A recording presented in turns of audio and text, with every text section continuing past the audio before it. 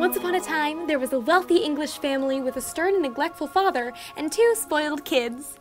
No, this isn't the story of Peter Pan. No, this isn't the story of bedknobs and broomsticks. No, this isn't the story of William and Harry's ill-advised costume party. This is the story of Mary Poppin. These particular spoiled brats were named Jane and Michael and belonged to the Banks family. You see, these insufferable wankers were so unbearable, neither of their parents wanted anything to do with them. The father at least worked at a bank, where he spent his days granting predatory loans to third-world dictatorships who lined their pockets with the money and further drove their countries into irrecoverable destitution. But even with this weight on his conscience, it was still better than spending time with his kids, who, as I've said, were abhorrent little asswipes. The mother, too, disappeared all day to suffragette meetings, which was really just turn-of-the-century lingo for AA meetings, because she was driven to abject alcoholism due to the mere presence of the 2 holy terrors that she spawned. So, when a total stranger decided to move in and form intimate bonds with their children, the 2 parents were totally cool with it. When a potential pedophile took it upon herself to administer undisclosed medicine to Jane and Michael on a daily basis, again, the parents were totally fine with it.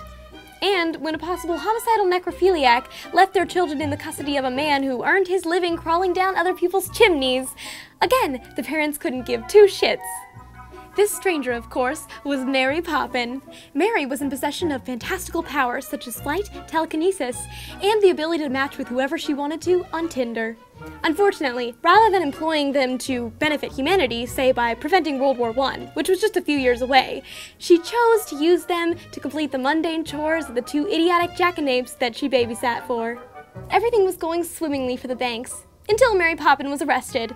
Turns out, she was a drug runner for a powerful crime syndicate. At the time of her arrest, Scotland Yard pulled 35 tons of uncut Colombian cocaine from her handbag. The entire Banks family died a few months later at a freak candy accident where they fell into a vat of Cadbury egg cream filling and drowned. Come back next time for the magical tale of the Silence of the Clams. The undisputed queen of the club kids was Little Miss Muffet, who always sat in the cheeriest spot of the 2nd floor VIP section balcony. There, a sleazy pickup artist named Spider formulated a plot to trick Little Miss Muffet to come back to his apartment.